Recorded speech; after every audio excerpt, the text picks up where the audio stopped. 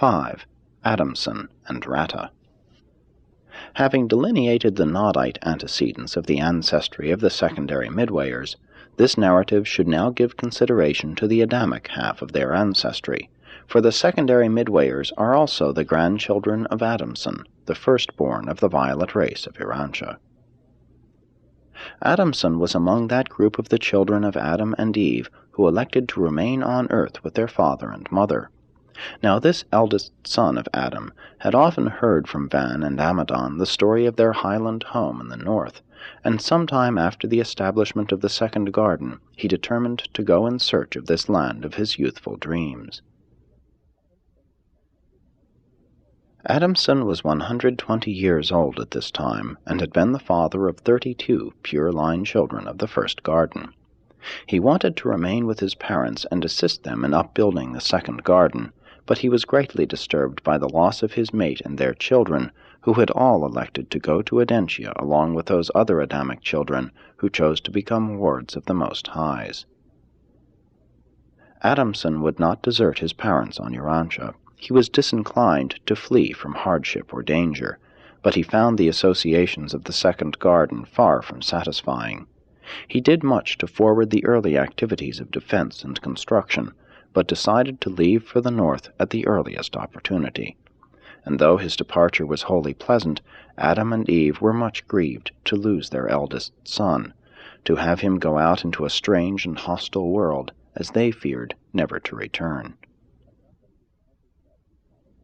A company of 27 followed Adamson northward in quest of these people of his childhood fantasies. In a little over 3 years, Adamson's party actually found the object of their adventure, and among these people he discovered a wonderful and beautiful woman, 20 years old, who claimed to be the last pure-line descendant of the prince's staff. This woman, Ratta, said that her ancestors were all descendants of 2 of the fallen staff of the prince.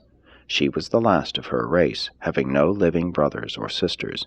She had about decided not to mate, had about made up her mind to die without issue, but she lost her heart to the majestic Adamson, and when she heard the story of Eden, how the predictions of Van and Amadon had really come to pass, and as she listened to the recital of the garden default, she was encompassed with but a single thought, to marry this son and heir of Adam, and quickly the idea grew upon Adamson. In a little more than 3 months they were married. Adamson and Ratta had a family of 67 children. They gave origin to a great line of the world's leadership, but they did something more. It should be remembered that both of these beings were really superhuman. Every 4th child born to them was of a unique order. It was often invisible. Never in the world's history had such a thing occurred. Ratta was greatly perturbed, even superstitious. But Adamson well knew of the existence of the primary Midwayers, and he concluded that something similar was transpiring before his eyes. When the second strangely behaving offspring arrived, he decided to mate them, since one was male and the other female, and this is the origin of the secondary order of Midwayers.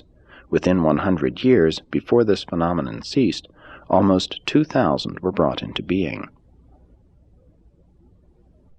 Adamson lived for 396 years. Many times he returned to visit his father and mother. Every 7 years he and Ratta journeyed south to the second garden, and meanwhile the Midwayers kept him informed regarding the welfare of his people. During Adamson's life they did great service in upbuilding a new and independent world center for truth and righteousness. Adamson and Ratta thus had at their command this corps of marvelous helpers, who labored with them throughout their long lives to assist in the propagation of advanced truth and in the spread of higher standards of spiritual, intellectual, and physical living. And the results of this effort at world betterment never did become fully eclipsed by subsequent retrogressions.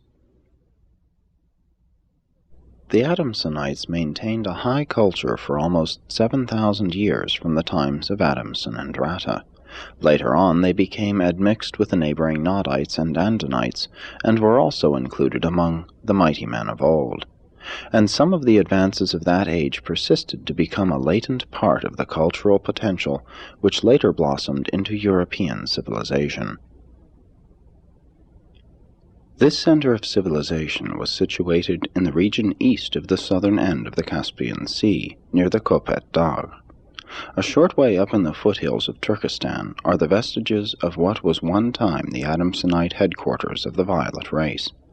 In these highland sites, situated in a narrow and ancient fertile belt lying in the lower foothills of the Kopet Range, there successively arose at various periods 4 diverse cultures, respectively fostered by 4 different groups of Adamson's descendants. It was the second of these groups which migrated westward to Greece and the islands of the Mediterranean. The residue of Adamson's descendants migrated north and west to enter Europe with the blended stock of the last Andite wave coming out of Mesopotamia, and they were also numbered among the Andite Aryan invaders of India.